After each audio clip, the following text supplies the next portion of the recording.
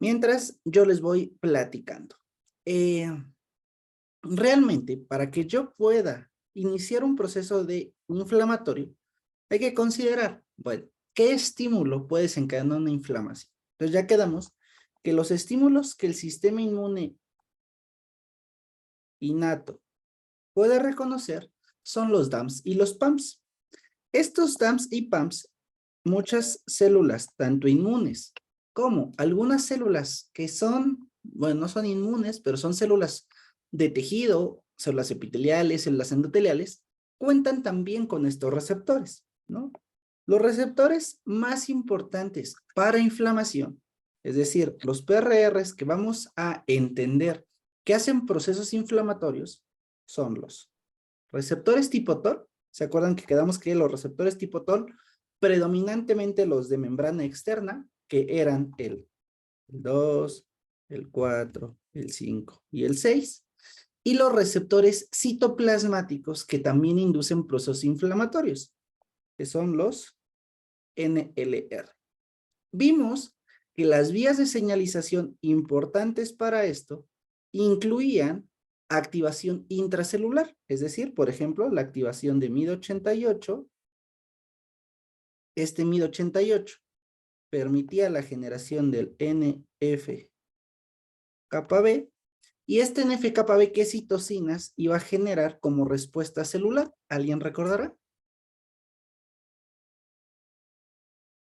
Interleucina 1. Las dos. NF-alfa, muy bien. Y L6, ¿no? Entonces, estas son las tres citocinas que va a estar generando una célula al iniciar un proceso de inflamación. Y ustedes saben que estas citocinas, nosotros las llamamos como citocinas inflamatorias. Decíamos que los receptores tipo NOT o los NLR, una variedad de ellas son los NLRP, y estos generan un inflamosoma, y este inflamosoma lo que permitiera producir IL-1 beta e interleucina 18. Entonces, estas 5 moléculas son moléculas de inflamación, son moléculas que van a estar en el ambiente donde se generó el estímulo. Por ejemplo, si ustedes de repente se astillan un pedazo de madera, de una astillita, se les pega en su dedo, esa astilla va a estar generando una lesión celular. Esas células lo que liberan son estas citocinas, y ese es el inicio de un proceso inflamatorio, ¿no? Que yo tenga estas citocinas en el dedo van a hacer que ocurran nuevos procesos. ¿Qué nuevos procesos me interesa que entiendan? La inflamación, aunque pues no vi en el chat que alguien me lo pusiera, es el cuerpo tiene que llevar las células del torrente sanguíneo a los sitios que son necesarios. ¿Esto qué quiere decir? Que lo que yo estoy haciendo es un reclutamiento celular al sitio que está siendo afectado. Entonces, el proceso inflamatorio busca reclutar células y que lleguen componentes humorales. Acordemos que la respuesta inmune es un componente celular y un componente humoral. Entonces, yo intento que las dos cosas lleguen directamente al sitio que está siendo afectado. Entonces, ese sistema de reclutamiento tiene que ocurrir eficientemente. ¿Cómo logro yo generar un proceso eficiente de reclutamiento celular? Mediante una serie de pasos que tiene que seguir cada célula para poder llegar. Ahora, esa serie de pasos va a generar que al final del día haya un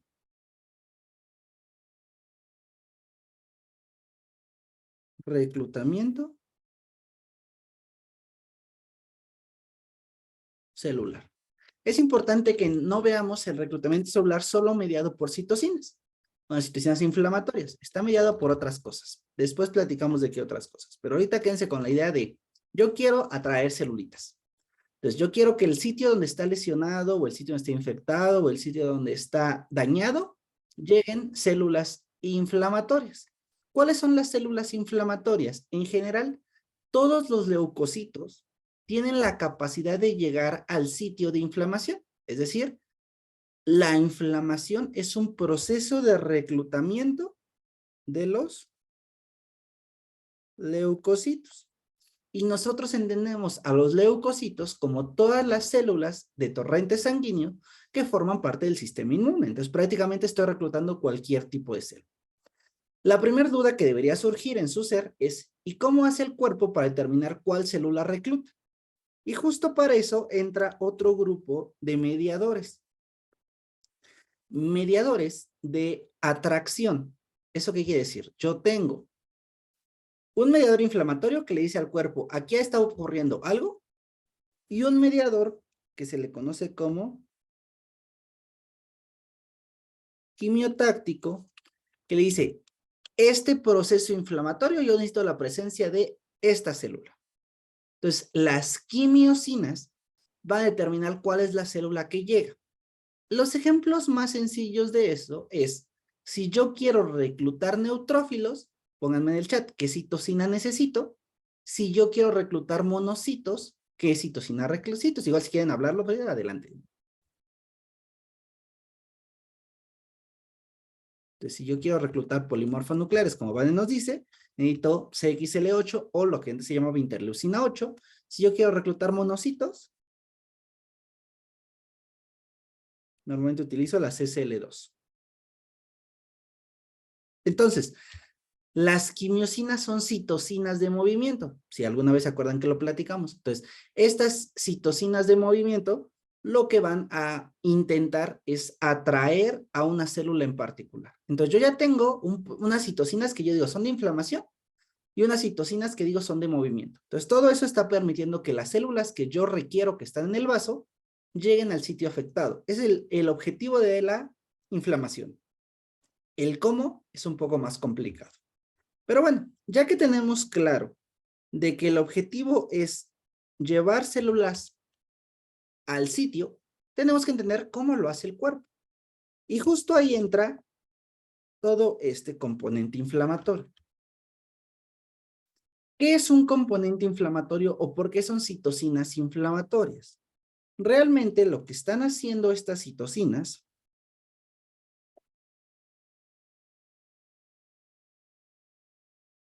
es modificar la estructura de un vaso sanguíneo. Entonces, si ustedes llegan a ver en sus libros, muchos de los mediadores de la inflamación se les considera mediadores vasoactivos. Esto de vasoactivos implica que están modificando al endotelio vascular, están activando al endotelio, están activando al vaso. ¿Cómo lo activan? Bueno, hacen dos procesos. Nos vamos a quedar con esos dos procesos, no hay que complicarnos mucho. El primer proceso es, yo tengo un vaso, lo abro. Entonces, el primer paso que tenemos que hacer es algo que se llama vasodilatación.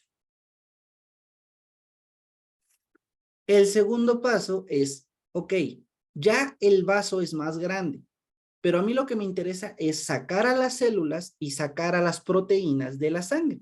Entonces, lo que yo tengo que lograr es que sea más sencillo para todos estos componentes atravesar al vaso sanguíneo. Esa característica se le llama aumento de la permeabilidad.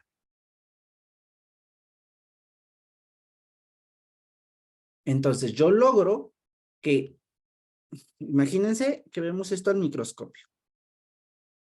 Entonces, aquí lo que observábamos era célula endotelial, uniones, célula endotelial, uniones, célula endotelial. De un lado, del otro lado.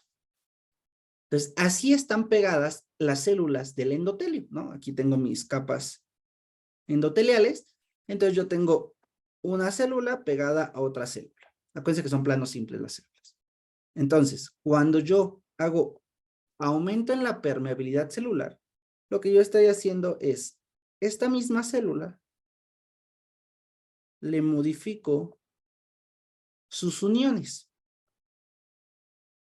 Entonces, siguen siendo las tres mismas células, pero en lugar de estar unidas, tienen un hueco, ¿no? Entonces, estos huecos normalmente lo que van a permitir es que la sangre pueda salir por ese espacio. Y lo más importante de estos huecos es que eventualmente yo a través de uno de esos huecos permita la salida de alguna célula. Entonces, el aumento de la permeabilidad da lugar a la reducción de las uniones intercelulares para permitir el paso de célula y el paso de algunas proteínas. Eso es lo que queremos con la inflamación mediante la activación endotelial. Entonces, ese es nuestro principio básico. Yo tengo un proceso inflamatorio que lo que quiere es atraer células, como lo hace mediante mediadores de inflamación que activan al vaso y mediadores quimiotácticos que jalan a las células. Hay muchas cosas más. Tal vez lo primero que tenemos que revisar, que ahora sí ya es entrando al tema, más que la parte introductoria, es cómo se clasifica la inflamación. Hay muchas formas de clasificar un proceso inflamatorio. El más representativo es la inflamación aguda y la inflamación crónica. La inflamación aguda y la inflamación crónica se diferencian ya que temporalmente las células que están llegando pueden ser diferentes. ¿A qué me refiero con ello?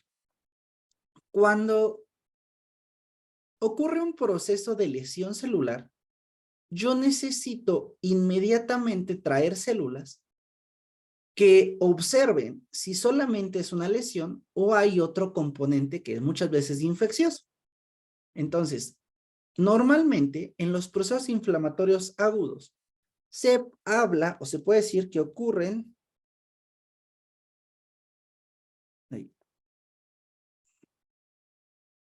o que pueden durar menos de 3 meses. Esto de la temporalidad es un poco subjetivo. Entonces, el verdadero componente para determinar que una inflamación es aguda va a ser las células que viven ahí. Es decir, ¿qué células encuentro yo si hago un estudio histopatológico de esa zona y ese sitio inflamado? Entonces, cuando es una inflamación aguda, la célula que voy a encontrar en su mayoría es un neutrófilo.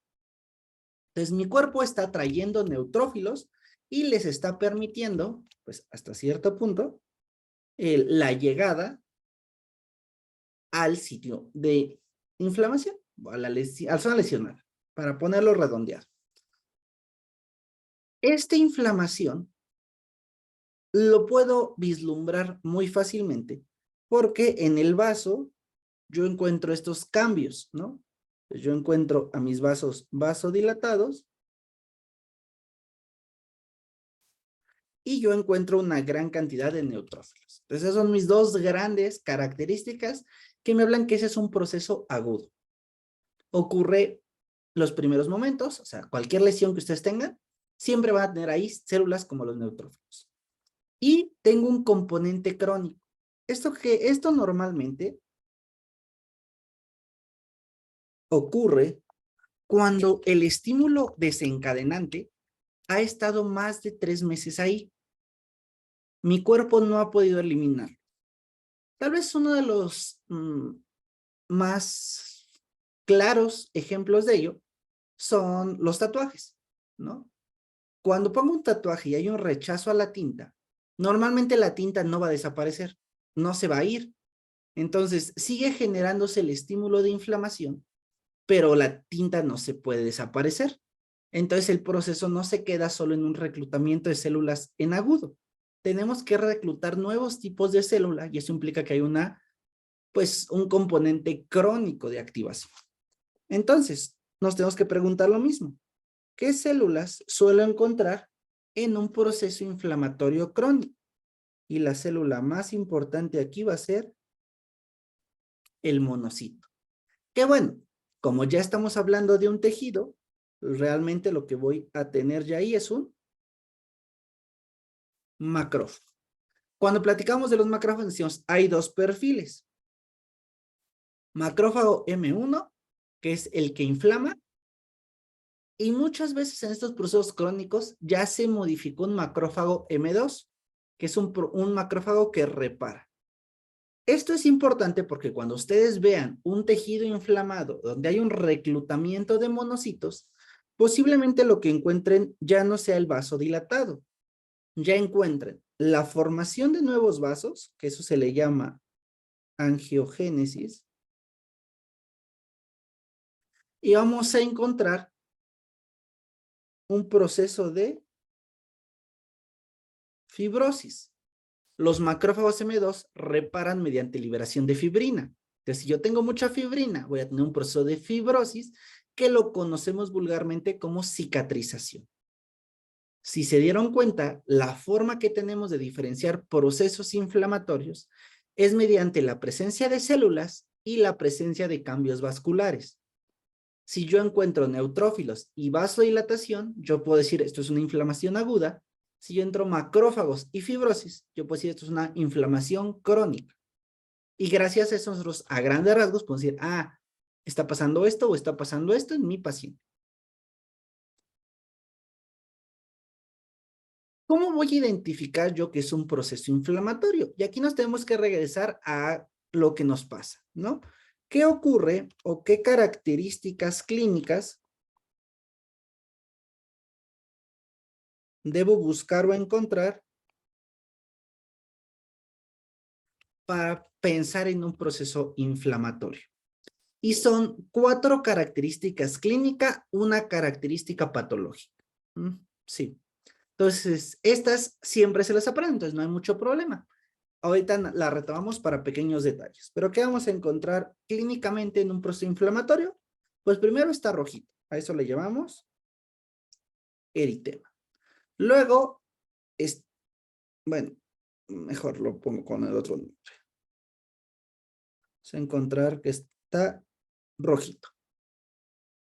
Hay rubor, hay calor, hay tumor, hay dolor y el componente patológico es que hay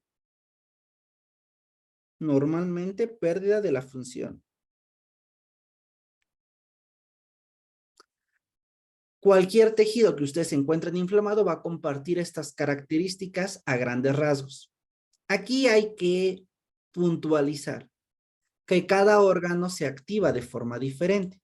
Entonces hay órganos que sí vamos a ver que cumplen con esta tetrada, pero hay órganos que no lo hacen. Entonces es normal que ustedes encuentren órganos que no se inflamen directamente o que no tengan clínicamente el mismo proceso inflamatorio.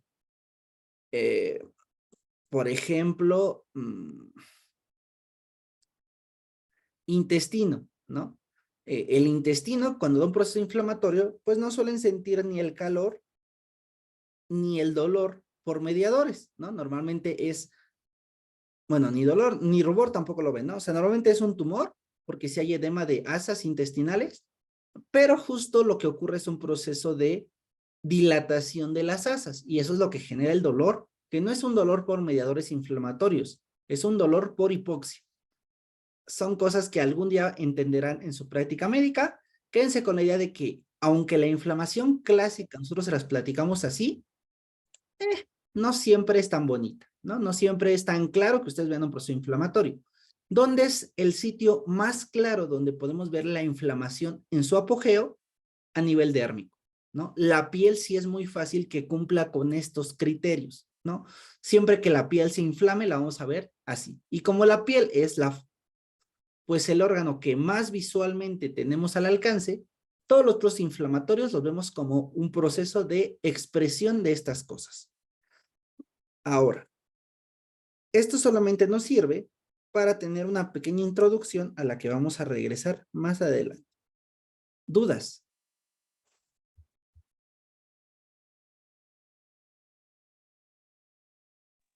No, doctor. Aquellos que se les está yendo al internet, algo que se hayan perdido.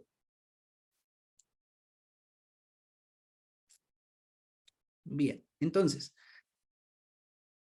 Partiendo de la idea de que todos vamos en el mismo momento, lo que tenemos que entender, voy a poner aquí abajo porque si no va a caber, pero se va a ver medio feo en el esquema. Ustedes, mientras lo entiendan, no importa que se vea feo. Algo que se conoce como cinética de activación.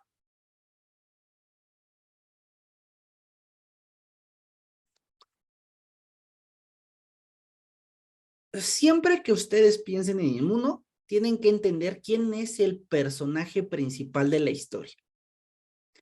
Cuando hablamos de cinética de activación, el personaje principal es el leucocito. ¿Esto qué quiere decir? Lo que quiere decir es que yo tengo que, gracias a esta cinética, llevar al leucocito del vaso sanguíneo al sitio que está afectado. Entonces, todo ese proceso que sufre el leucocito es intentar entenderlo. Es importante, una de las dudas que me dan es, bueno, yo les decía, el proceso inflamatorio depende de quién mande la señal.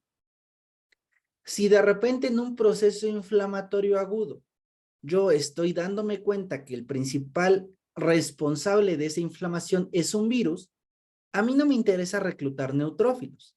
Entonces, lo que yo quiero reclutar es un componente de macrófagos para poder comerme a las células infectadas por el virus. Entonces, lo que yo en el tejido más voy a generar son mediadores de reclutamiento de macrófagos.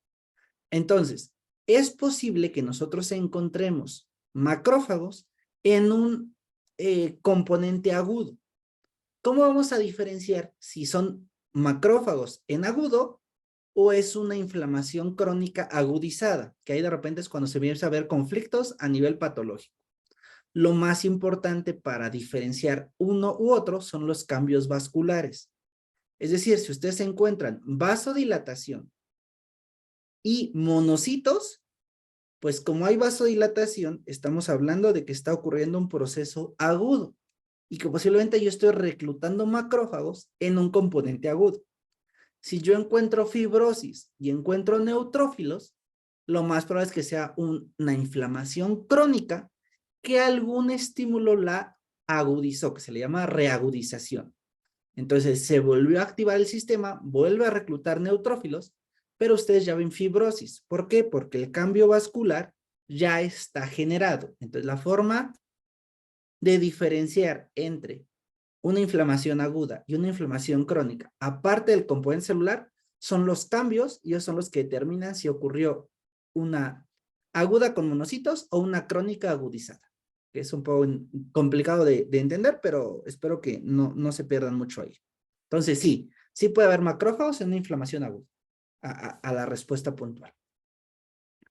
Bien, ahora, esta cinética de activación lo que nos dice es, van a ocurrir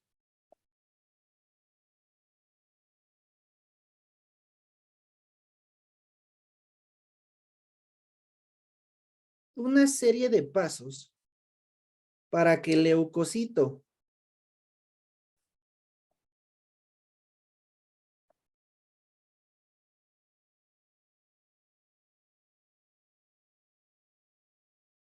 este es mi leucocito, este es el tejido. Imagínense que ustedes, por alguna razón, aquí se clavaron un pequeño vidrio. Entonces, ahora ustedes lo que encontraron es que hay una lesión tisular.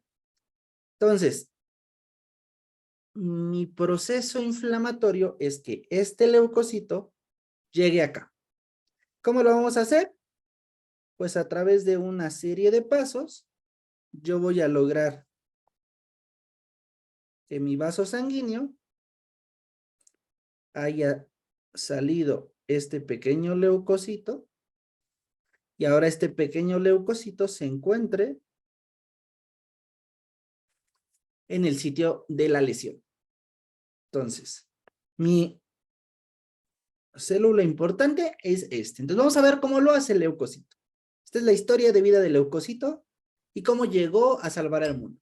Bueno, no la vamos a platicar de historia porque no hay tiempo, pero ustedes imagínenselo como pues sí cuando lo lean. Ahora, abajo, es decir, donde están estas líneas, voy a poner el nombre del proceso y si es necesario los mediadores que lo hacen. Arriba voy a intentar hacer dibujitos. Posiblemente no me queden hermosos mis dibujitos, entonces si algo no queda muy claro, pues pregunten. ¿Va? Partiendo de ello, vamos a dividirlo para que quede más claros por pasos. Entonces, estoy en mi paso 0. ¿Qué pasó aquí? Bueno, de entrada, ocurrió un estímulo, ¿no? Aquí podemos ver el estímulo. Ese estímulo, si nos damos cuenta, es una astilla o es un vidrio, como lo quieran ver, está rompiendo el epitelio. La ruptura de las células epiteliales va a dar lugar a la presencia de DAMPs, ¿no? Hay patrones moleculares asociados a daño en esa zona. 2, esa lesión posiblemente haga que las bacterias felices que estaban aquí, alguna de ellas entre. Entonces, también voy a encontrar dentro de mi reconocimiento, pues hasta cierto punto, patrones moleculares. Entonces, tengo DAMPs y tengo PAMPs. Yo tengo aquí, pues, un epitelio, ¿no? Células del epitelio donde quiera que fuera la lesión. Ahorita estamos en piel, entonces tenemos que células dérmicas, mi epitelio plano estratificado, alguna de estas células fue la que lesionó. Entonces, estas células tienen la presencia de receptores innatos. Normalmente en sus uniones laterales o en sus uniones basales. Entonces, estos receptores reconocen a este patrón y lo que hacen es inducir activación celular. Esa activación celular va a estar mediada por las que ya dijimos que son mis citocinas inflamatorias. Obviamente el tejido, si nosotros lo viéramos fríamente, pues en cada tejido siempre hay un vaso sanguíneo. Ahora, aquí empiezan un poco las conflictos. ¿Cómo estas células van a ayudar a que este endotelio se modifique? Normalmente el mediador más importante es un intermediario celular. Y ese intermediario celular de la inflamación, yo ya lo conozco.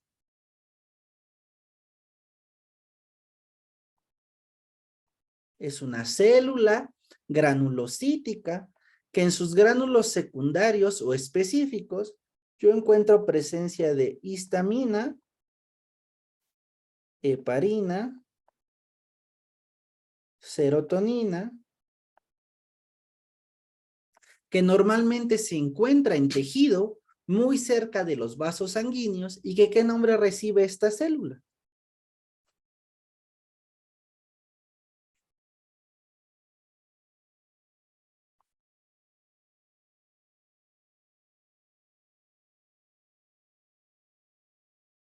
¿No? Bueno, esta célula se llama mastocito.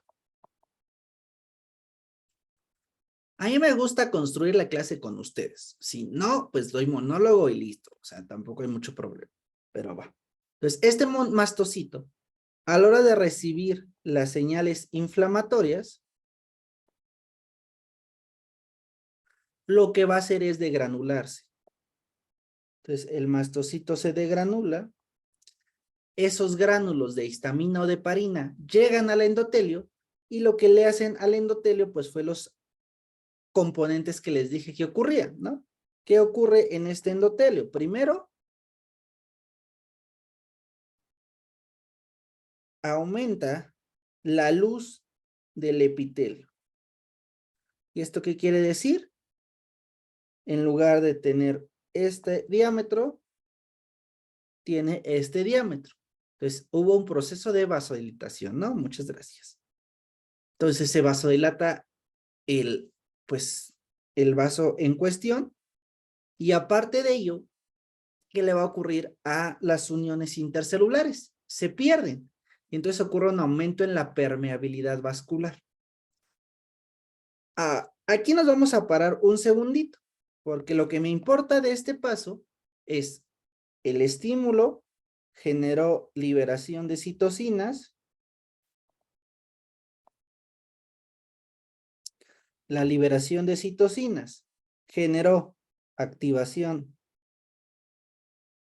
del mastocito,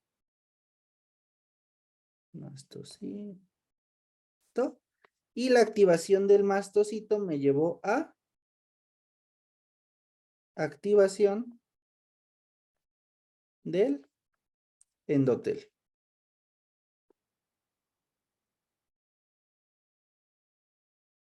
Entonces, hasta ahí vamos, ¿no? Llegó el estímulo, lo reconocí por PAMS, bueno, por PRRs, por mis TOL, mis NOT, los que ustedes quieran. Esto generó que se liberan citocinas, las citocinas activaron al mastocito, el mastocito se degranuló, la degranulación activó al endotelio y entonces yo tengo un endotelio vasodilatado y con aumento de la permeabilidad. Todo esto me da lugar a mi paso número 0. Ese paso número 0 yo lo voy a conocer como marginación. ¿Por qué? Porque aunque en el paso 0 el protagonista es el endotelio, quedamos que esta historia estaba planteada desde el leucocito. Entonces, a mí me interesa qué está pasando con el leucocito, no qué está pasando con la escenografía. En la escenografía yo ya hice vasodilatación y yo ya hice aumento de la permeabilidad. Aquí lo que quiero saber es, ¿y qué onda con el protagonista? Entonces vamos a ver al protagonista en cuestión. Los leucocitos viajan en torrente sanguíneo en una manera muy particular. En el centro del vaso están mis células, que pueden ser neutrófilos, que pueden ser eosinófilos, que pueden ser monocitos. Entonces, todas estas viajan en el centro de la luz del flujo sanguíneo. Si ustedes recuerdan sus clases de fisiología, recuerdan que hay un flujo laminar que lleva a todas las células y las va empujando. Entonces, lo que yo necesito en el endotelio es que mi serie roja, es decir, mi serie llevada por mis eritrocitos, esté haciendo intercambio gaseoso. Entonces, mis eritrocitos van en la periferia, mis leucocitos van en el centro y pues todo esto es líquido, ¿no? Todo aquí hay líquido, que es la sangre. Entonces, al final yo tengo agüita, células eritrocitarias, células leucocitarias. Y así va viajando gracias a mi flujo laminar. Es decir, que yo tenga el flujo de esta forma. Ahora, estamos en el inicio del proceso inflamatorio. ¿Qué está ocurriendo? Estoy haciendo un proceso de vasodilatación. El vaso se está abriendo.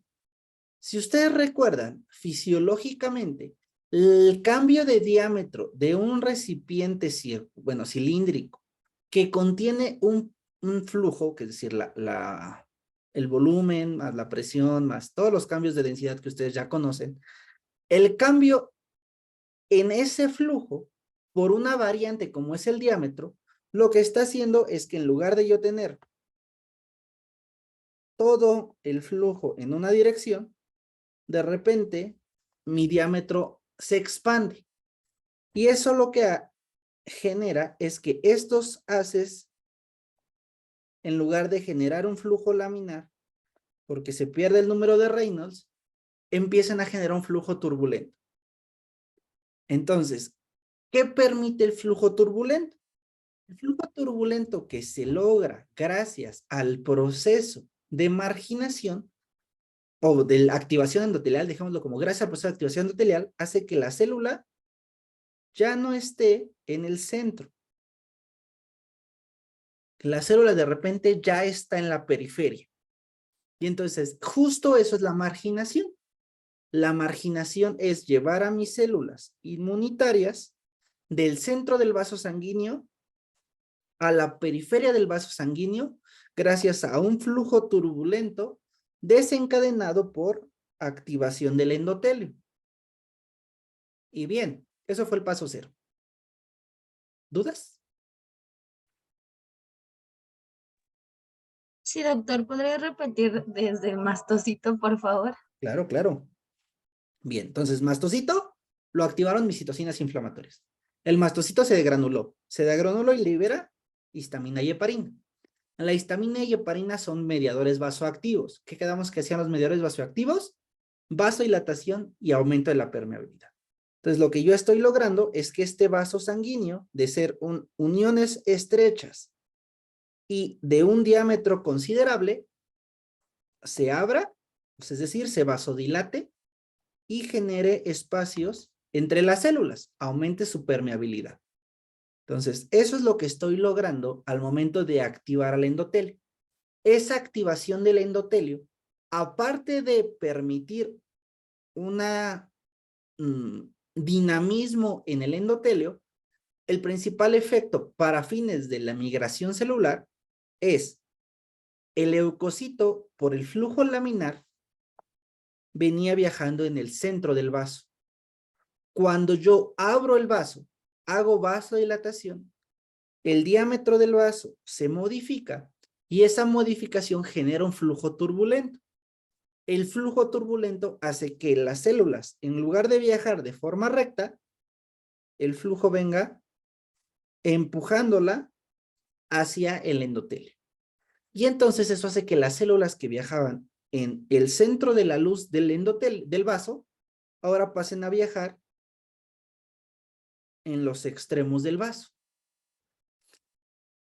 Justo eso es lo que llaman marginarlas, es decir, las alejan, las llevan a los extremos. ¿Cuáles son los extremos? La luz endotelial. Entonces, la marginación que ocurre gracias a la activación endotelial permite que los leucocitos ahora estén en contacto directo con las células endoteliales. No sé si quedó un poquito más claro así. Sí, doctor. Va. ¿Alguna otra duda?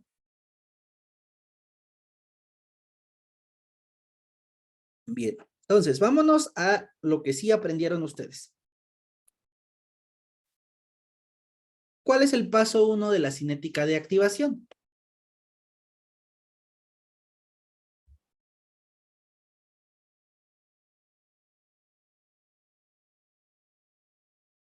¿No? No llegamos tan lejos. De preferencia, una lectura rápida antes de las clases. El paso 1 de la cinética de activación le llamamos adhesión débil o también lo conocemos como rodamiento. Bien, ¿no? Gracias. Entonces, el rodamiento, lo que ocurre es que ya nosotros tenemos un endotelio, solo voy a dibujar dos células endoteliales, porque más es demasiado, y lo que yo estoy viendo es que va a ser, como normalmente tenemos inflamaciones agudas, vamos a representar neutrófilos. Entonces yo tengo un neutrófilo que venía del centro y se marginó. Entonces ahora están en contacto directo con las células endoteliales. Entonces, el nombre lo dice, adhesión débil. Es decir, se están pegando una célula con otra. ¿Qué necesitamos para que se pegue una célula con otra? Pues necesitamos a lo que se conocen como moléculas de adhesión. ¿Qué moléculas de adhesión me interesa entender para la unión débil? Realmente son dos grandes familias. El primero, como bien nos dice Viridiana, son el grupo de las selectinas. Y las selectinas van a interactuar. Bueno, ¿qué es una selectina? La selectina, para aquellos que no las conocen, viene de lectina. Las lectinas, ya vimos lectinas, bueno, no las platicamos de su estructura, pero las lectinas son proteínas que tienen la capacidad de pegarse a carbohidratos. Entonces, cualquier vez que ustedes vean una lectina, normalmente el ligando va a ser un carbohidrato. ¿Qué es un ligando? porque aquí tal vez hay cosas que me voy a regresar mucho, ¿eh? No se me pierda nadie. Todos atención aquí. ¿Se acuerdan que cuando yo platicaba de qué era una célula? Son bien feos estos dibujos, si alguien los ve dice no entiendo nada, perdonen ustedes.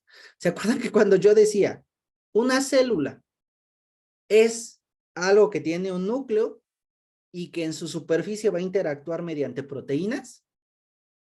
Entonces, normalmente esas proteínas pueden funcionar de muchas razones. Pueden funcionar como receptores, como canales, como coestimuladores, como la molécula que ustedes quieran, ¿no? Entonces, las proteínas que yo pongo en mi superficie van a interactuar con otras proteínas o con otras moléculas. Dejémoslo con otras moléculas. Cuando hablamos de ligandos, implica que hay una afinidad. Es como, ¿cómo expresarlo en estas épocas? Es como a ustedes el tipo de comida que les gusta, ¿no? Si ustedes son personas que les gusta mucho el dulce y les dan, no sé, de repente picante, no tienen mucha afinidad por el picante. El ligando que es el picante no les atrae. Pero ustedes les dan una malteada, como es una cosa muy dulce, en ese momento son felices y tienen un ligando muy potente, que es la malteada. Entonces, las células son muy similares. Hay moléculas a las que medio le hago caso y hay moléculas que les hago mucho caso. Entonces, cuando una molécula estructuralmente tiene bueno, en este caso una proteína, esta proteína estructuralmente tiene una molécula que es muy ensamblable con ella, yo le voy a decir a la otra molécula que es su ligando. Cuando hablamos de receptores, yo les dije, algunos receptores tienen ligandos. Bueno, no les dije así, pero les dije, si yo hablo del TLR4, la molécula que más va a reconocer es el lipopolisacárido. Entonces, el lipopolisacárido es el ligando del TLR4. Ajá, más o menos, nada más para que tengan una idea de qué es un ligando, porque lo voy a ver mucho en inmuno. Partiendo de esa idea, las selectinas, que son proteínas que reconocen carbohidratos, deben tener un carbohidrato como ligando. Ese carbohidrato que va a ser mi ligando, yo lo conozco como cialomucina. Entonces, las cialomucinas, hay niños de primero aquí, las cialomucinas son carbohidratos, son mucinas, que hasta cierto punto interactúan con la selectina. Y listo, muy fácil, muy bonito. Entonces, aquí ya se vuelve un poco más complicado porque ustedes tienen que empezar a conocer quién interactúa con quién y quién se pega con quién y dónde está quién y esas cosas. Dejémoslo muy simple. Tenemos tres selectinas, que va a ser la selectina P, la selectina E y una selectina que no vemos ahorita directamente, que es la selectina L. ¿Por qué se llaman así? La P-selectina la encontraron en plaquetas en los cuerpos de Weber Palade, ¿no? Y listo. La selectina E la encontraron en el endotelio.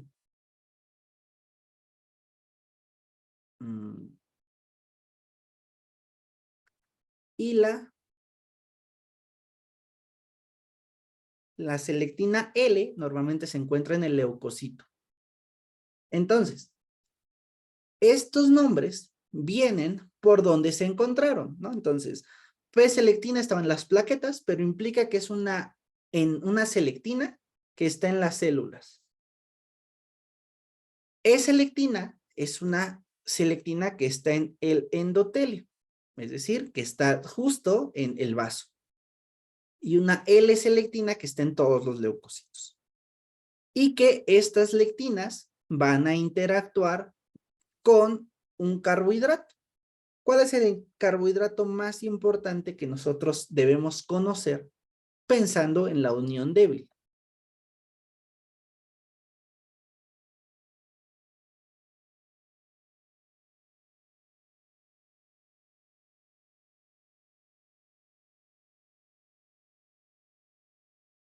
¿no? La tipo E. No. Recuerden, para que no se me confundan otra vez.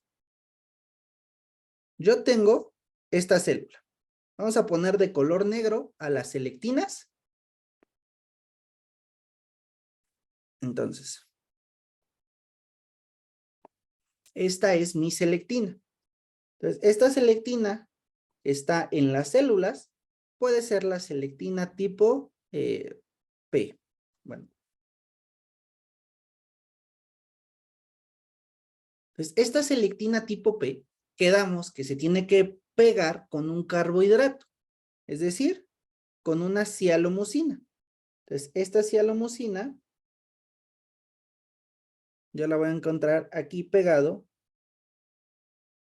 en el endotelio, ¿no? Entonces, el endotelio va a tener este carbohidrato pegado en su superficie. Entonces, ahorita lo que yo quiero que determinemos juntos es cómo se le llama a este carbohidrato. Es normalmente a lo que es ligando de la selectina, tanto la selectina P como la selectina E. Por ejemplo, yo aquí tengo una selectina que está en el endotelio. Y entonces quiere decir que mis leucocitos también tienen este carbohidrato. Entonces, justo como Montserrat nos comenta, la cialomusina más importante que tiene nuestro cuerpo es el cialil Lewis X, que creo que se abrevia SLEWX. Entonces, cialil Lewis X es el carbohidrato al que reconoce mi proteína. A grandes rasgos, lo que les quiero platicar es los leucocitos en su superficie tienen proteínas que se pegan con carbohidratos. El endotelio en su superficie tiene proteínas que se pegan con carbohidratos. Entonces, si yo tengo carbohidrato aquí, proteína aquí, lo que estoy logrando es que esta célula, ahí, olvidé sus proteínas, esta célula se pegue con el endotelio.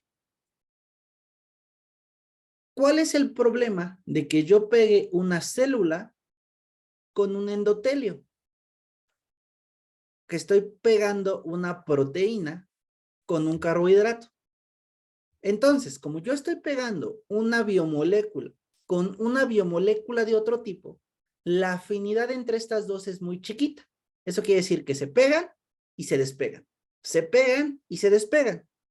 O recordemos que en ningún punto dejó de venir el flujo sanguíneo. Entonces, lo que hace el flujo sanguíneo es, ok, ya te pegaste célula, no me importa. Avanza. Entonces, la célula se despega y gira. Entonces, al momento de girar, ahora está aquí. Las primeras células que se habían pegado eran estas. Estas dos son estas dos. Entonces, como ya giró, ahora deja expuesto este de aquí.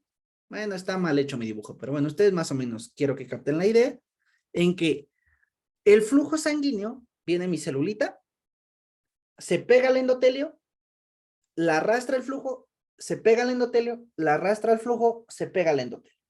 Entonces, la célula parece que está rodando. Ese rodamiento no es más que el pegarse la proteína con el carbohidrato. Se pegan, se despegan, se pegan, se despegan. Hay otros tipos de cialomusina. Por ejemplo, el PCGL1 es una cialomusina también de la familia de carbohidratos que se puede unir a una selectina. Entonces, ¿qué aprendimos hasta aquí? El paso 1 es la adhesión débil o rodamiento, donde interactúan las selectinas con las cialomucinas, es decir, una proteína con un carbohidrato y al ser biomoléculas diferentes tienen poca o una baja afinidad. ¿Para qué me sirve pegar una selectina con una cialomusina? Normalmente me sirve para que la célula no se vaya, sino se empiece a estancar poquito a poquito y se vaya acercando al endotelio lo más posible. ¿Qué sabemos de las selectinas? Son proteínas que pueden estar tanto en las células leucocitarias como en las células endoteliales. Esta es una proteína que reconoce carbohidratos y pues es todo lo que sabemos de ella. Hay 3 tipos, la P que está en plaquetas, bueno, que se encontró en plaquetas en los cuerpos de Weddell-Palade, la E que se encontró en el endotelio y la L que se encuentra en los leucocitos. Tanto la selectina P como la selectina E se les llama que son inducibles. ¿Esto qué quiere decir? Que normalmente las células no la expresan. Normalmente la célula, hasta que hay citocinas inflamatorias, ¿no? Por ejemplo, la histamina hace que los leucocitos expresen P-selectina o que la interleucina 1 exprese E-selectina. Entonces, los mediadores que ya empezamos a platicar ayudan a la expresión de estas proteínas en la superficie. ¿Hasta aquí más o menos? Bien, entonces vamos a tomarnos 10 minutitos o 5 minutitos. A las 7:05 retomamos para que tampoco se me abrumen. Vamos en el paso 1 de la inflamación. Ya vimos el paso de marginación, el paso de adhesión débil y ya nos faltan 2 pasitos y listo. Va. Entonces, descansito. En la cual ayude a que en la célula se quede pegada a otra célula, necesita un sistema que una proteínas con proteínas. Entonces, aquí, como Vane nos comenta, interviene un grupo de proteínas que también son moléculas de adhesión que conocemos como, no voy a poner las azules porque me gusta el azul, integrinas. Y estas integrinas van a interactuar con otras proteínas que por cuestiones de vida, que no nos va a dar tiempo de platicar, las conocemos como la superfamilia de las inmunoglobulinas. En esta familia hay un chorro de moléculas inmunes, pero las que nos van a importar son las proteínas de adhesión. Entonces, ¿qué proteínas son o forman parte de cada una de ellas? Así como muy grandes rasgos, las integrinas más importantes son LFA1, MAC1 y BLA4. Quédense con esta idea muy general. Ahora, algo que sí es importante, las integrinas, que normalmente tienen 2 cadenas. Entonces, casi siempre cuando vean sus libros van a encontrar o LFA solito o la otra nomenclatura, que es la cadena alfa, un número dependiendo de qué tipo de cadena sea, por ejemplo, y la cadena beta, que depende del tipo de cadena que sea. No me acuerdo exactamente cuál es el FA1, pero bueno, ustedes recuerden nada más que las integrinas están formadas con una cadena alfa y una cadena beta. Esto es importante solamente para un componente que ahorita les platico y para algunas deficiencias, ¿no? Por ejemplo, hay una enfermedad que se llama deficiencia de adhesión leucocitaria, donde lo que están fallando son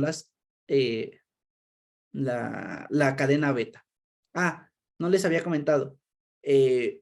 Voy a destinar un espacio particular para enfermedades, ¿no? O sea, no los voy a ver dentro de los temas, porque si no pierdo un poco el ritmo, pero voy a destinar una sesión especial para hablar de las enfermedades que tenga su programa. En innatas son muy poquitas, pero en adaptativas son un poco más. Entonces, para verlas un poco con más calma. Pero bueno, retomando. Las integrinas son moléculas de adhesión de tipo proteínas que tienen 2 cadenas, una cadena alfa y una cadena beta. Y que los principales representantes son estas moléculas. Estas moléculas suelen unirse con otras moléculas, ¿no? Otras moléculas que reciben el nombre de superfamilia de inmunoglobulinas, donde los representantes más importantes son el ICAM1, bueno, aquí podemos ponerlo como punto mejor, porque es el mismo ligando. Pues ICAM1 se pega con LFA1 o ICAM1 se pega con MAC1 y las BCAM. Entonces, si nos damos cuenta, no es tan difícil acordarnos, o sea, sin tener que memorizarlo. El 1 se pega con los unos, la B se pega con la B, ¿no? Y listo, ¿no? Las CAMs, si tienen un 1, se pegan con el FA1 o con MAC1. Las BCAM se pegan con la BLA4. Estas, casi siempre, bueno, estas en general, las vamos a encontrar siempre a nivel del endotelio. Y también son proteínas. Entonces, vamos a regresar a nuestro endotelio.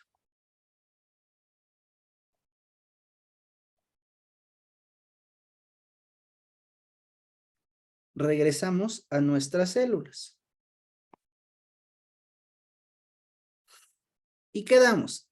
En el endotelio, yo voy a tener una proteína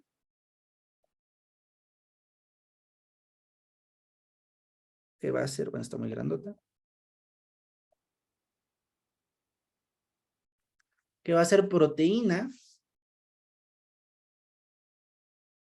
de adhesión, forma parte de la superfamilia de las inmunoglobinas y yo le llamo ICAM o le llamo BCAM y están expresadas gracias a la activación del endotelio. Entonces, el endotelio, cuando se activa, hace tres cosas. Vasodilatación, que ya le hemos platicado, aumento de la permeabilidad, que ya le hemos platicado, y expresión de moléculas de adhesión. Esas son las tres cosas que puede hacer su endotelio para activarse. Entonces, cada vez que ustedes lean, activa el endotelio, se activa el endotelio, genera activación endotelial, ustedes tienen que tener en cuenta que están haciendo estos tres procesos. Vasodilatación, aumento de la permeabilidad y expresión de moléculas de adhesión. Entonces, ya se activó gracias a la histamina y entonces estoy expresando superfamilia de las inmunoglobulinas. Expreso las CAM. Ahora, el caso de la integrina es un poco más complicado. Ustedes la van a ver y están más o menos así. ¿Qué quiere decir? Tienen una cadena alfa que es funcional y tienen una cadena beta que casi siempre está plegada. ¿Por qué es importante esto? Cuando yo quiero, un poco más bonito.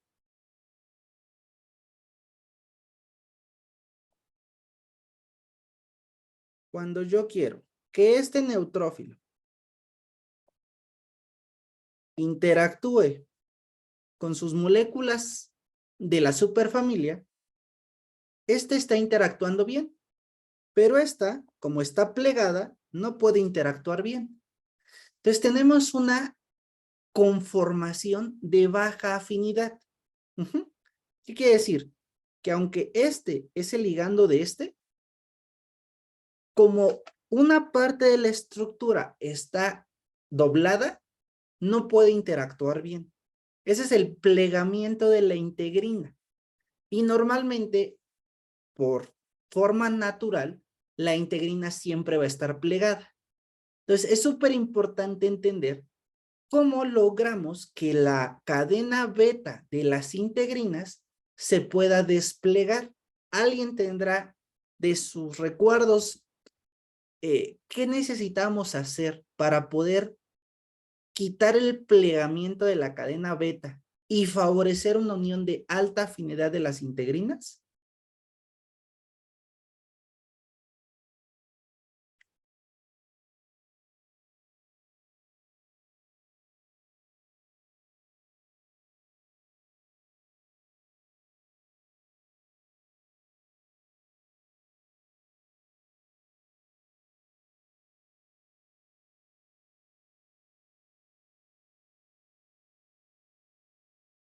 ¿No? Va, les platico.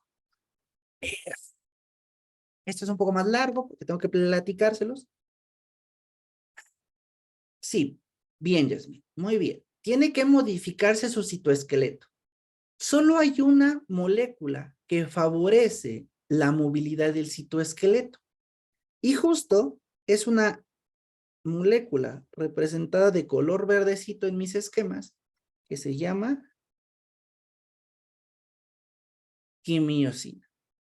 Entonces, las quimiosinas tienen receptores de quimiosinas.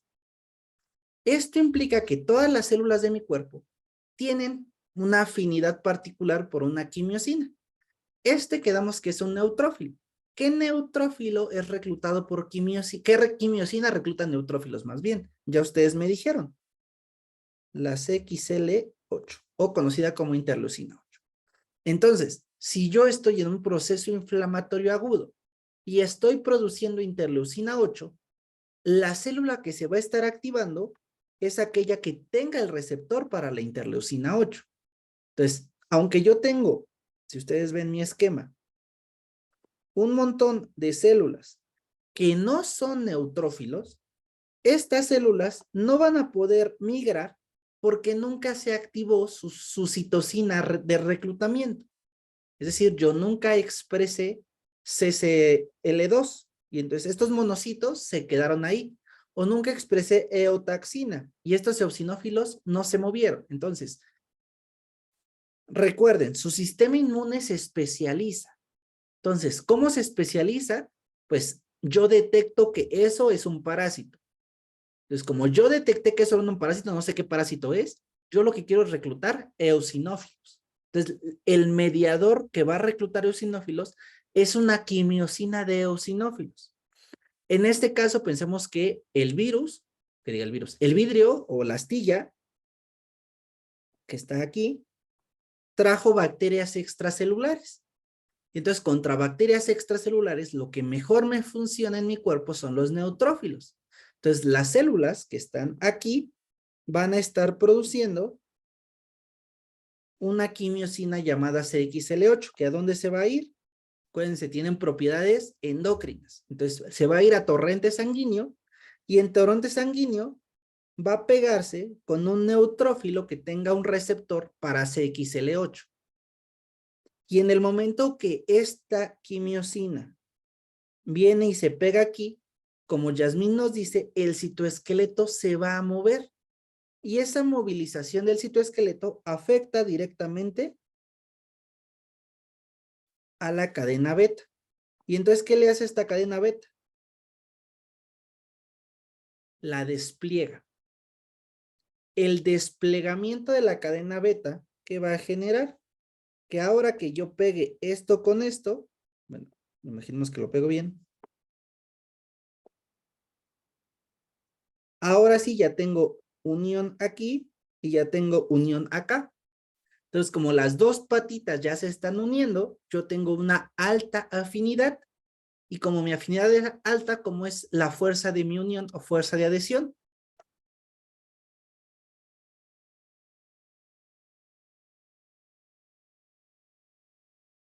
Bien, es una fuerza de adhesión alta. Entonces, el desplegamiento de la cadena beta de las integrinas por modificación del citoesqueleto inducida por una quimiosina favorece que la afinidad de unión sea una afinidad alta. ¿Repito eso o todos bien? ¿Lo puedes repetir, por favor? Sí. La modificación de la cadena beta de estar plegada a estar desplegada aumenta la afinidad de la unión de la integrina con la superfamilia de las inmunoglobulinas. Esta afinidad aumenta debido a modificaciones del citoesqueleto generados por una quimiosina. En resumen, la quimiosina modifica la afinidad de la integrina y esto hace que la afinidad sea mayor y por ende la adhesión sea muy fuerte. ¿Qué implica una unión fuerte? Implica que aunque el flujo sanguíneo siga empujando al leucocito, ya no lo va a poder mover. Entonces el leucocito ya se queda pegado a ese pedazo de endotelio. Eso es la adhesión fuerte.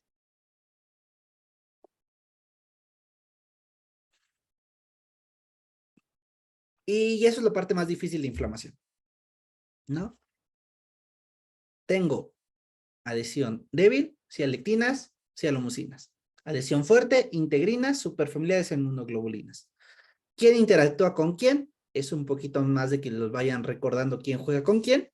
Y eso me va a permitir el siguiente paso, que es el paso número 3. El paso número 3 lo conocemos como diapédesis. La diapédesis se va a dar entre, bueno, acuérdense, ya está mi neutrófilo muy pegado aquí, se pegó a la integrina, a la superfamilia, está muy pegado, ya está una unión firme. Ah, claro, repetimos. Paso 2, adhesión fuerte. ¿Entre quién se da? Integrina y superfamiliares en inmunoglobulinas. ¿Cómo ocurre? Normalmente la integrina es una proteína que en su cadena tiene un plegamiento para que esa molécula plegada, es decir, la cadena beta plegada, hace que la integrina tenga una afinidad menor. ¿Qué quedamos que es una afinidad menor? Que se pegue con menor fuerza con su ligando.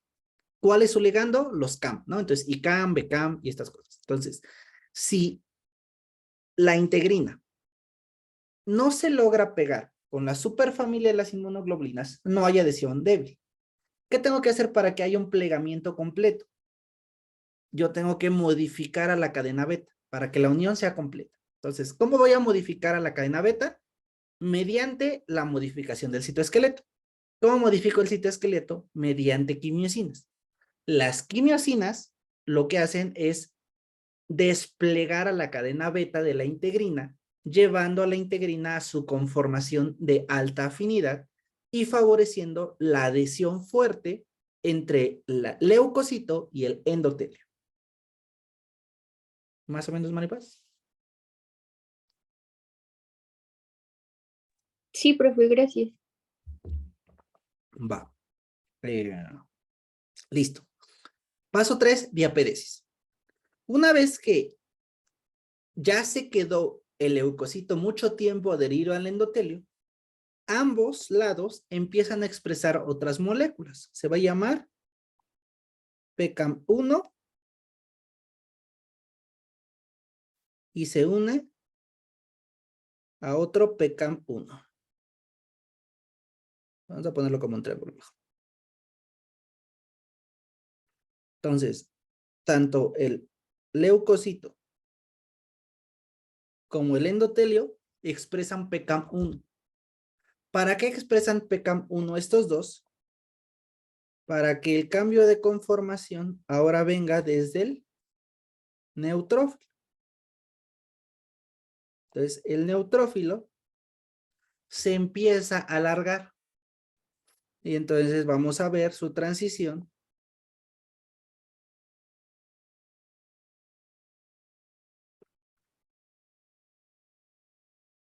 Como poco a poco atraviesa el endotelio. Esa es la diapédesis. Que gracias a la unión, bueno, vamos a poner aquí. PCAM1 con su ligando, que también es PCAM1, favorezcan el cambio del citoesqueleto y con ello la transición de la célula hasta que por fin atraviesa completamente. Entonces ya está la célula del otro lado, es decir, en el intersticio, ¿no? Ya está aquí.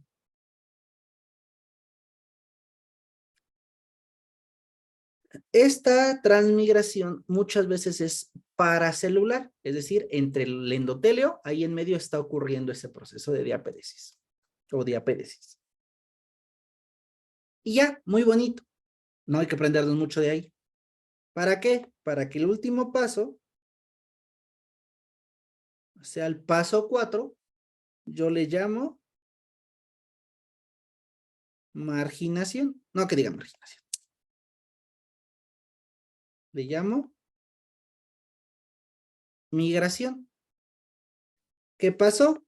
Pues ya logré sacar leucocitos. Ya tengo leucocitos del otro lado del endotelio. Y estos leucocitos, ¿a dónde se tienen que ir? Al sitio de la lesión. ¿Cómo van a saber hacia dónde tienen que irse? Porque se está produciendo esto. Entonces, si ustedes recuerdan, yo les decía, las células que están aquí van a producir CXL8. Entonces, yo voy a tener CXL8. Entonces, yo tengo siempre una gran producción de CXL8 y van dejando un rastro de migajas hasta el endotelio.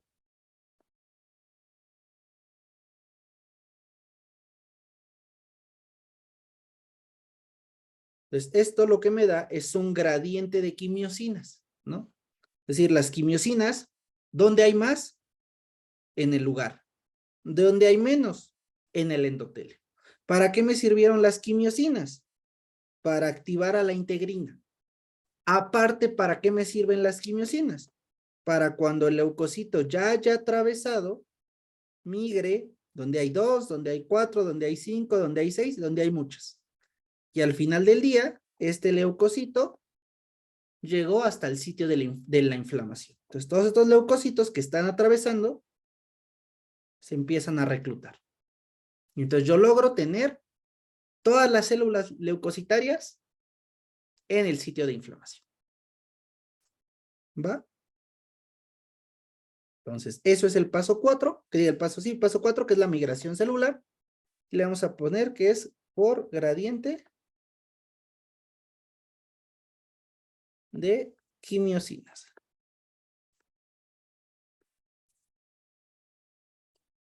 ¿Dudas de esto? Va. Entonces, con eso acabamos la cinética de activación.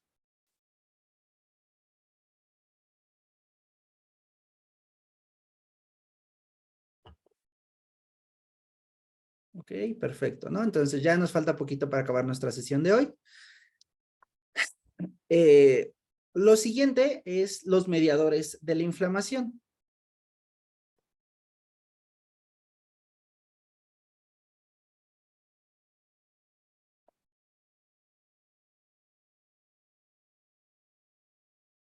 Aquí me podré echar 3 horas, pero voy a darlo muy breve, muy conciso y espero que se les quede un poquito. Voy a tener 4 mediadores de la inflamación. Primero, vamos a llamarles derivados del ácido araquidónico. Los derivados del ácido araquidónico son un chorro, pero de esos derivados del ácido araquidónico me importa que ustedes conozcan los más importantes. ¿Cuáles son? Prostaglandinas, tromboxanos, leucotrienos. Ahora, estos mediadores de la inflamación, ¿cómo van a funcionar? Pues la mayoría hace lo que ya sabemos, hace vasodilatación. Entonces, muchos de ellos hacen tanto vasodilatación como aumenta la permeabilidad.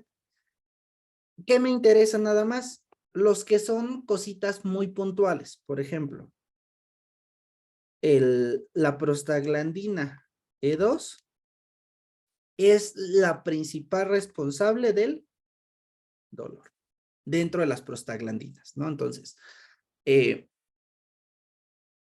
yo tenga derivados de ácido araquidónico, que gracias a la COX se genere prostaglandina. Esa prostaglandina lo que va a inducir en el sitio inflamatorio es dolor, y eso explica por qué me duele.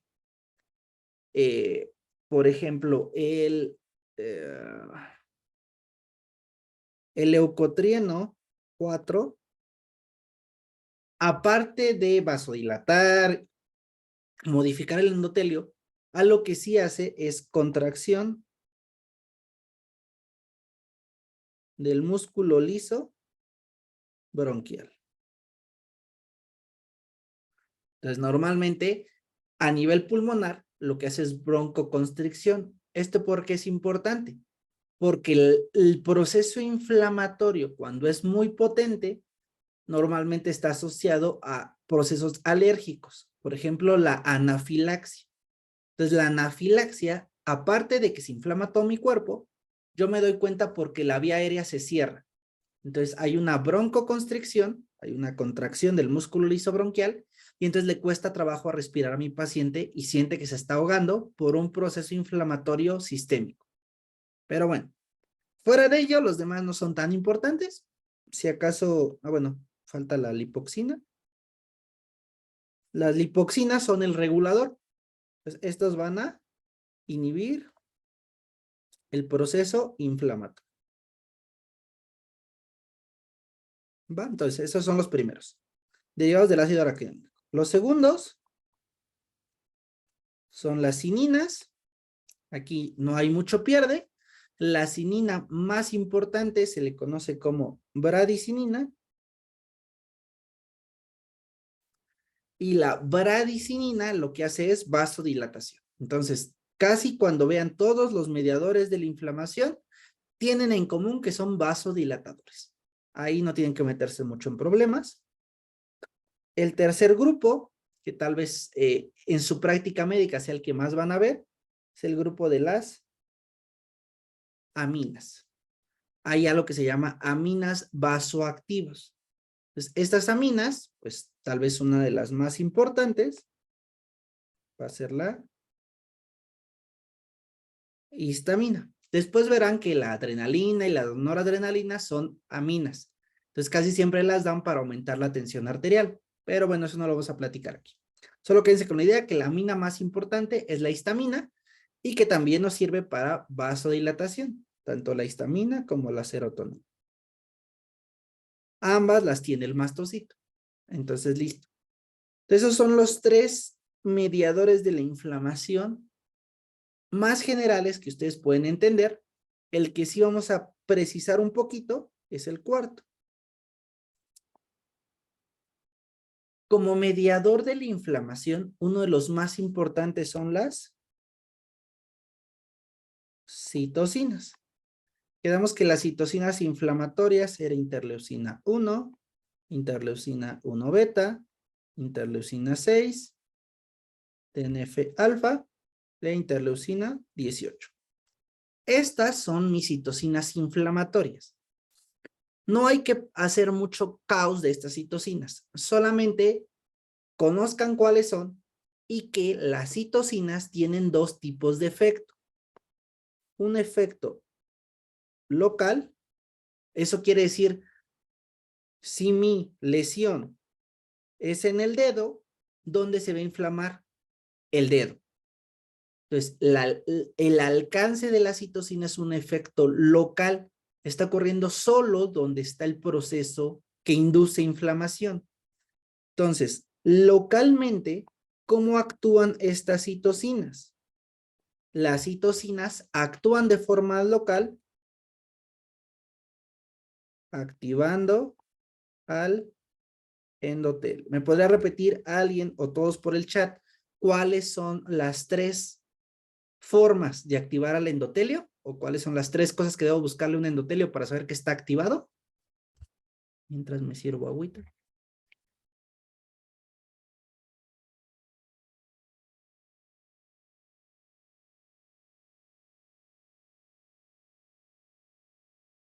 Bien, 1, vasodilatación.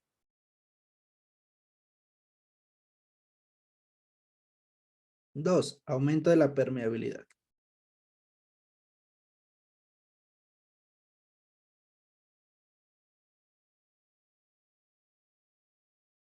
¿Y el tercero quién le ayuda, Vane? La congestión vascular normalmente es secundario a la vasodilatación.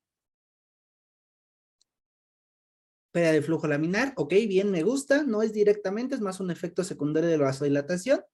Pero el tercero que ustedes deben recordar, que es el que Yamil nos dice, es la expresión de moléculas de adhesión. Entonces, cualquiera de estos efectos es un efecto local de las citocinas. ¿Por qué es importante que ustedes recuerden esta terminología? Porque hay un efecto sistémico. ¿Esto qué quiere decir? Las citocinas, todas las citocinas pueden llegar a sangre. Y una vez que están en sangre se pueden ir a todos lados. Entonces, si el resultado de esa citocina no está ocurriendo en el dedo, quiere decir que está ocurriendo en otro lado. Y ese otro lado implica que es un efecto en todo el cuerpo, es un efecto sistémico. Aquí muchas veces se van con la finta. ¿Por qué? Porque si les preguntamos cuál es un efecto sistémico de la inflamación, ustedes automáticamente dicen vasodilatación. No, la vasodilatación es local. Hay 3 efectos sistémicos de las citocinas inflamatorias. El primero es la fiebre, que las citocinas se vayan a hipotálamo e induzcan termoactivación e inducción de fiebre. El segundo es a nivel hepático, que es la liberación o generación, vamos a dejarlo como generación,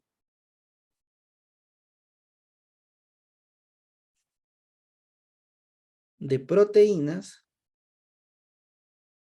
de fase aguda. Y el tercero es a nivel de la médula ósea. Y a nivel de la médula ósea lo que hace es hematopoiesis. Entonces, las citocinas en sus efectos sistémicos son esto lo que nos importa. En sus efectos locales son esto lo que nos importa. ¿Va? Entonces, fuera de ello, pues nos quedamos con una imagen global de cómo ocurre la inflamación. Ocurre por pasos. Cada paso tiene algún mediador interesante en el proceso y al final del día el protagonista es mi leucocito que de venir en el centro del vaso llegó hasta el lugar de la lesión. Entonces la inflamación fue un proceso de reclutamiento celular. Después tengo los mediadores vasoactivos. Tenemos 3 grupos derivados del ácido araquidónico, que son las prostaglandinas, leucotrienos, tromboxanos y lipoxinas. Los que son cininas, como la bradicinina, los que son aminas, como son la histamina, y lo que acabo de platicar, que lo repito, las citocinas inflamatorias tienen 2 tipos de efectos. Efectos locales, donde hay una activación del endotelio, y que ustedes ya me dijeron que la activación del endotelio se mide en 3 niveles: vasodilatación, aumento de la permeabilidad y expresión de moléculas de adhesión. Y los efectos sistémicos que se miden a nivel del cerebro, en hipotálamo induce fiebre, a nivel de hígado, donde genera proteínas de fase aguda, y a nivel de médula ósea, donde genera hematopoiesis. Entonces, ambas son funciones de las citocinas, pero son a diferentes niveles. Todo esto está ocurriendo en mi dedo que me lastimé, y todo esto está ocurriendo en el resto de mi cuerpo.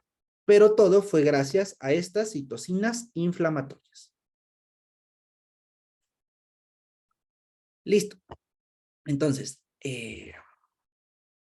ya no me dio tiempo de darles un descansito. Nada más les platico brevemente de un tema que no les platiqué la semana pasada, que me preguntó creo que Ashley, que era con respecto al inflamosoma. ¿Se acuerdan que yo se los dibujé así de feo? Bueno, no se los dibujé así porque aquí está bonito. El inflamosoma, quedamos que viene de la familia de los receptores tipo NOT. Los receptores tipo NOT, les dije que había 2 grupos. Los NOT, que no me importan, y en este caso los NLRP. Los NLRP son moléculas formados de esta forma. Tienen ciertos dominios, tienen ciertos integrantes. Lo que me importa es que si se dan cuenta, esto está representado aquí, esto está representado aquí, esto está representado aquí, esto está representado aquí. Entonces, cada uno de estos es un NLRP autónomo. Cuando se activan, es decir, cuando ocurre un reconocimiento, si alguien me recuerda en el chat, estos receptores, ¿dónde los encontramos o en qué zona de la célula los encontramos? Cuando ocurre el reconocimiento, se juntan. Y que se junten permite romper esta estructura que está en el centro, que es la procaspasa. ¿Por qué esto es importante? Nada más les pongo la otra imagen. No sé si se alcanza a vislumbrar muy bien, pero bueno.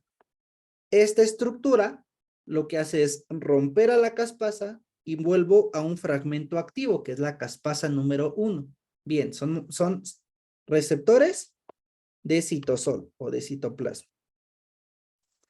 Entonces, rompen la estructura de la caspasa, activan a la caspasa y una vez que la caspasa está activa, puede romper a esta sustancia. Esta sustancia es la prointerleucina 1 beta y la prointerleucina 18. ¿Qué importa de aquí? Que la caspasa 1 genera interleucina 1 beta y genera interleucina 18. Entonces, esto es la vía de activación mediada por inflamosoma o inflamasoma. Entonces, el inflamasoma está generándose por los NLRP, que son un tipo de receptores citosólicos que también generan una vía de inflamación diferente. Y cuando esta inflamación mata células, a ese proceso se le llama piroptosis. Entonces ya, es lo único que deben saber de los inflamasomas. Bueno, sí, ¿no? O sea, el inflamasoma es un conjunto de receptores tipo NOT. Estos inflamasomas activan caspasa, la caspasa genera interleucina 1 beta e interleucina 18, la interleucina 1 beta e interleucina 18 induce inflamación y la muerte celular mediante este proceso inflamatorio se le llama piroptosis. Y eso era como que lo me faltaba, por eso lo traje otra vez, porque lo quería decir aquí, pero ya no lo dije, entonces mejor se los platico aparte para que nadie se pierda de esto. Bien. Va. Ya para acabar, me tardo 15 minutos, no se preocupen, este tema es cortito. Dudas de inflamación. Algo que crean que nos faltó de inflamación. Déjenme ver el programa. Tenemos que ver definición de inflamación, características de la inflamación, que son las clínicas, clasificación aguda y crónica, lo vimos. Vimos cinética de activación, vimos las moléculas de adhesión, vimos los mediadores solubles de la inflamación, y la parte de deficiencia de adhesión y síndrome autoinflamatorio fue lo que les dije que vamos a ver en una sesión especial con todas las enfermedades. Entonces, creo que sí acabamos. Va. Entonces, como no hay dudas en el chat, no hay dudas por micrófono, avanzo. El siguiente tema es fagocitosis. Igual de fácil. Bueno, no sé si es fácil, yo lo veo fácil, pero bueno. Paso 1 de la fagocitosis. Reconocimiento. Paso 2 de la fagocitosis. Podríamos decir que el paso de la fagocitosis es la internalización. Vamos a ponerlo como internalización. Que esto sería la fusión fagolisosoma, que ahorita lo vemos en dibujito, no se preocupen. Paso 3 serían los mecanismos de destrucción. Y con eso habremos visto fagocitosis, ¿no? Entonces, se ve mucho más sencillo. Algo así.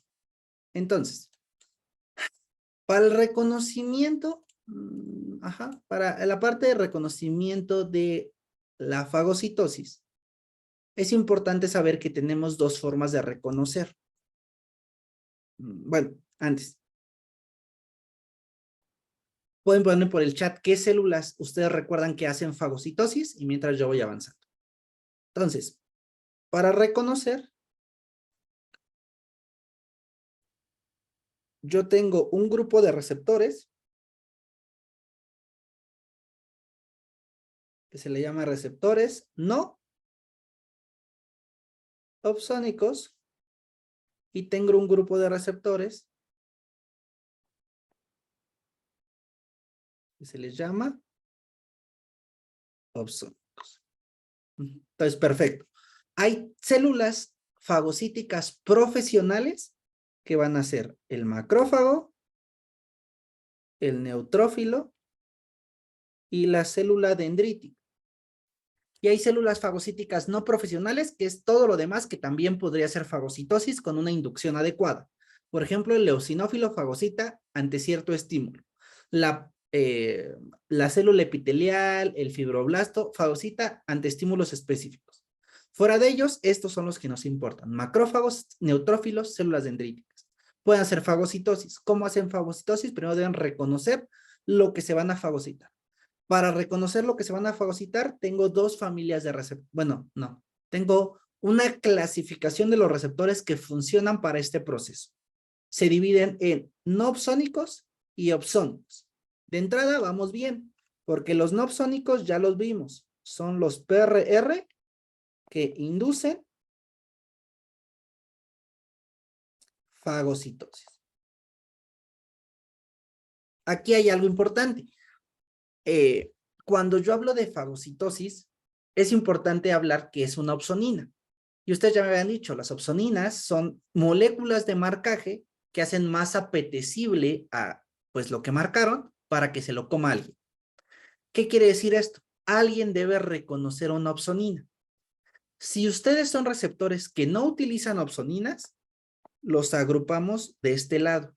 Si ustedes son receptores que utilizan opsoninas, los agrupamos de este lado.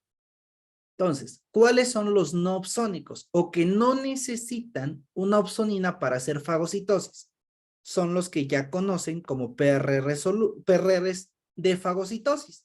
Y realmente solo vimos a dos de ellos, ¿no? Los receptores de lectina tipo C y los receptores scavengers. Entonces, cuando les hablen de un receptor no opsónico, pues tendrán que desglosar cuáles forman parte de estos. Entonces tenemos al CD206, al CD207, al CD209, al SRA y al CD36, ¿no? 36, 34. Esperen, ahorita me acuerdo, no sé. Pero bueno, lo que quería decir con esto es, yo tengo un grupo de receptores, así es de 36, ya me acuerdo.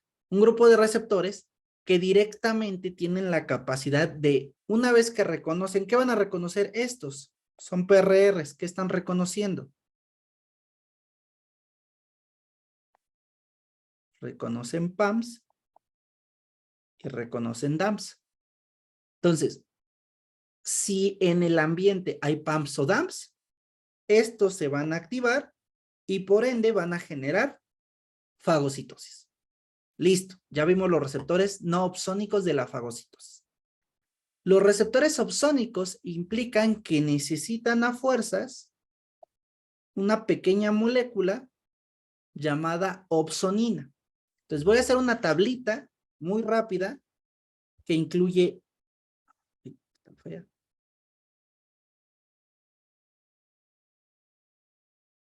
el receptor.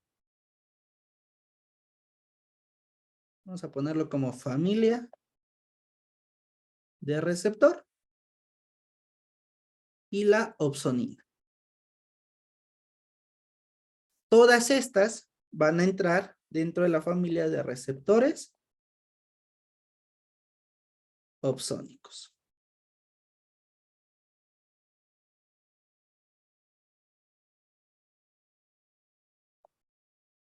Bueno, ahorita a los que también tienen TOC, déjense lo hago bonito.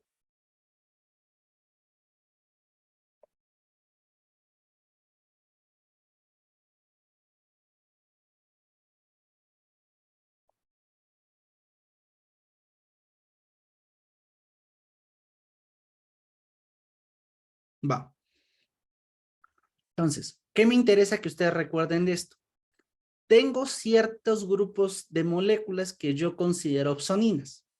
Van a ser 3 opsoninas principales.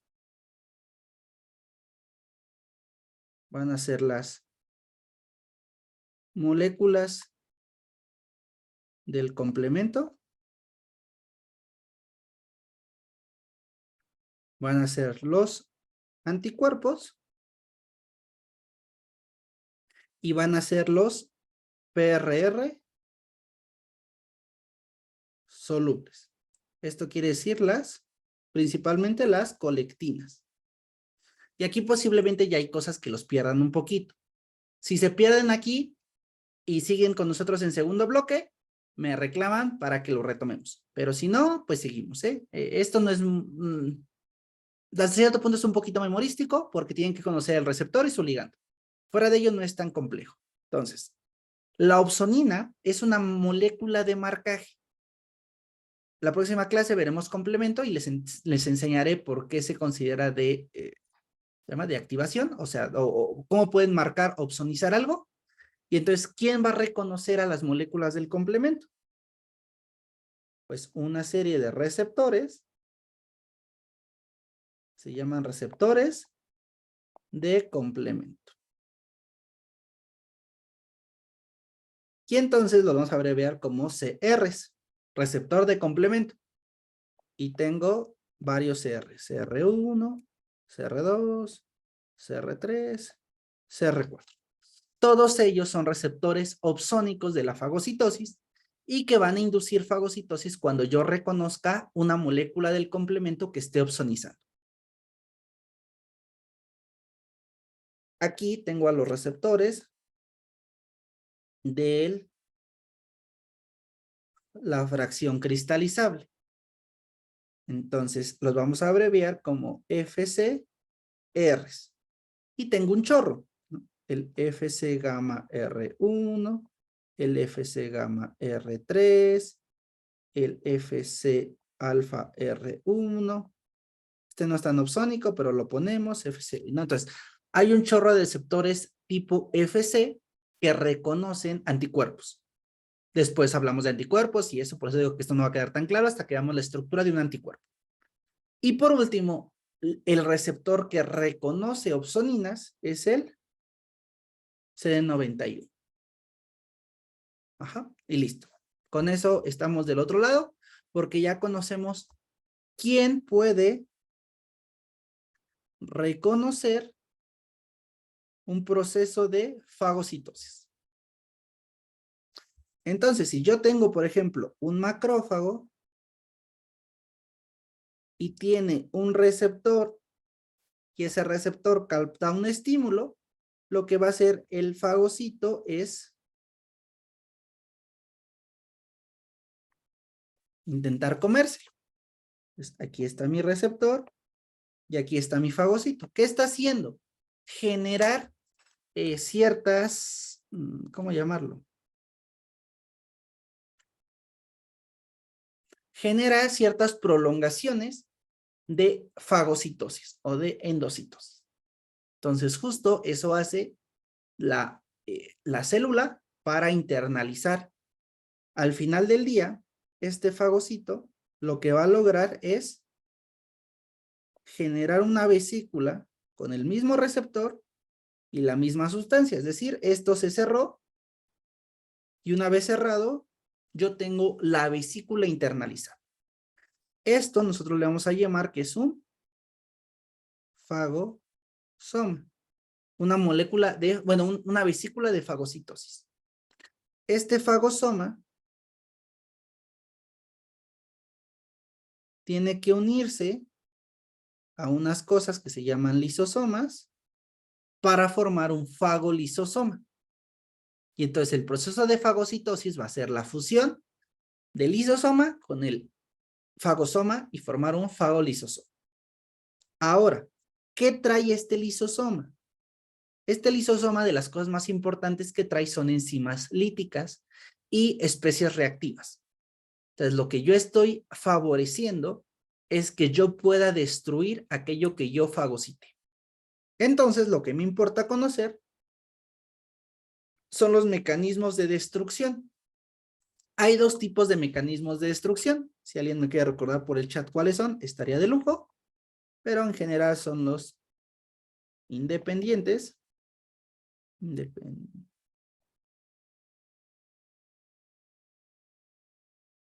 De oxígeno. Y los que son dependientes de oxígeno. Estos los podemos abreviar como todas las barreras químicas. Entonces, si quisiéramos englobar estos, pues nos podemos regresar a nuestra clase que algún día vimos, que no sé dónde la dejé, no, esto ya me pasé. Células, órganos linfoides, aquí están. De barreras químicas. ¿Se acuerdan que las barreras químicas formaban todos los péptidos antimicrobianos? Entonces, el componente de destrucción independiente de oxígeno son todos estos péptidos antimicrobianos que generalmente son los agotadores de membrana. Entonces, si ustedes piensan en la lactoferrina, la caprotectina, la defensina, todas estas moléculas son mecanismos en que la célula puede destruir sin requerir oxígeno. Y entonces ustedes se van a la parte de barreras químicas y encuentran a todos los péptidos antimicrobianos que destruyen mediante mecanismos independientes de oxígeno. ¿Eso más o menos quedó claro?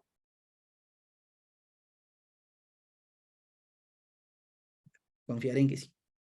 Entonces, todos los mecanismos de destrucción independientes de oxígeno son las barreras químicas.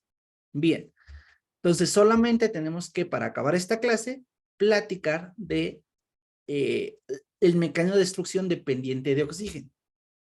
Estos mecanismos de destrucción, el principal objetivo es generar especies reactivas de oxígeno. Entonces, todas las especies de reactivas de oxígeno que yo pueda generar me van a permitir destruir a la célula o al agente patogénico. ¿Cuáles son las especies reactivas que yo puedo generar? Esto, lo más sencillo que ustedes puedan recordarlo, es mejor. Entonces, importante, de negrito es el sustrato, de moradito va a ser siempre la enzima. Generalmente estos sustratos van a ser los que formen las especies reactivas de oxígeno. Pero ahorita se los platico. Entonces, teniendo eso en cuenta, yo tengo oxígeno. El oxígeno, gracias a la NADPH oxidasa, que es un citocromo enzimático, también conocido como el citocromo B558, esto lo platicamos en las enfermedades, va a formar a lo que se conoce como anión superóxido. Es un anión superóxido. Entonces, para yo modificarlo, necesito algo que dismute al superóxido. Entonces, se le va a llamar superóxido dismutasa a esta enzima que rompe al anión superóxido. ¿En qué lo va a romper? Normalmente lo va a romper en peróxido de hidrógeno. Y una vez que yo rompí el anión superóxido en peróxido de hidrógeno, ya puedo utilizar ese peróxido para generar nuevas especies. ¿Quién hace eso? Una enzima que está presente en muchos de los gránulos de mis granulocitos, o en este caso de los neutrófilos, llamada mieloperoxidasa. La mieloperoxidasa va a transformar, dependiendo de qué componente utiliza, normalmente lo que usa esta mieloperoxidasa es el cloro, y entonces yo voy a formar,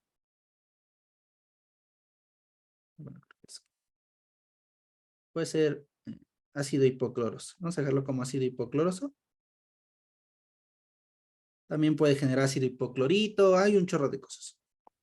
Pero así como grandes rasgos, genera una especie reactiva de oxígeno de tipo halogenada. Y el halógeno más utilizado en el cuerpo es el cloro. Y ya, listo, muy fácil, muy bonito, ¿no? O sea, solamente tienen que aprenderse 3 enzimas y 4 sustratos, ¿no? El oxígeno, que se comienza en superóxido, en el superóxido, que gracias al azoto se convierte en peróxido de hidrógeno. El peróxido de hidrógeno, que gracias a la amilopiraxidasa se convierte en ácido hipocloroso. Y el ácido hipocloroso destruye las membranas. Esto requiere oxígeno. Hay otra opción, que es agarrar a este mismo peróxido de hidrógeno y generar especies reactivas de nitrógeno. Entonces, aquí utilizamos nitrógeno. Las especies reactivas de nitrógeno, utilizamos este peróxido de hidrógeno para, sí, vamos a ponerlo rápidamente nada más. Yo tengo a la L-arginina.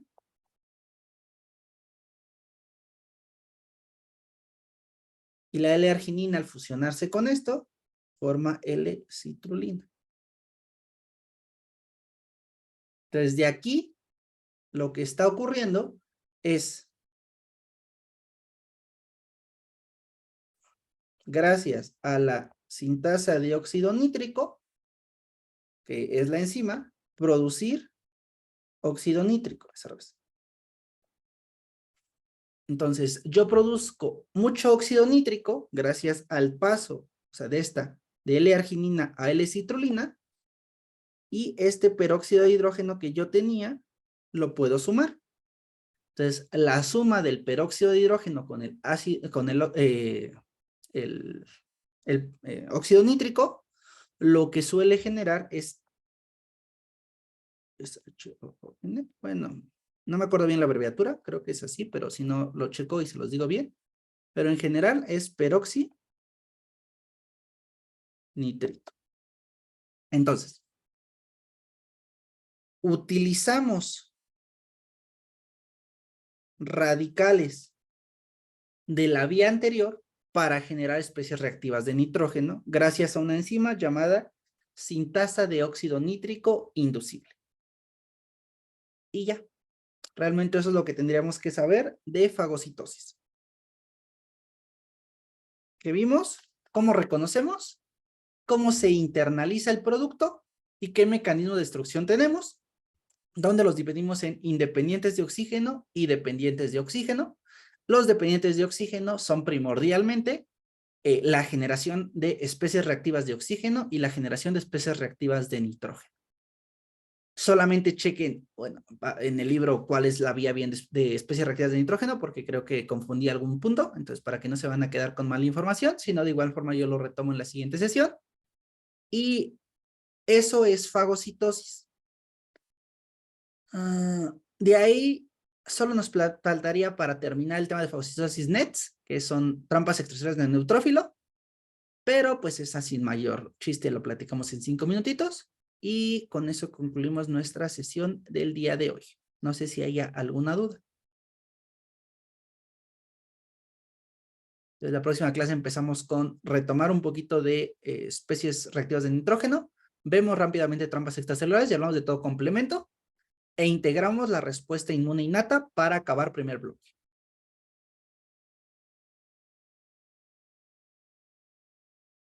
Y vemos enfermedades. Gracias. Vale, cuídense niños. Doctor, gracias. Gracias. Gracias. Gracias, doctor.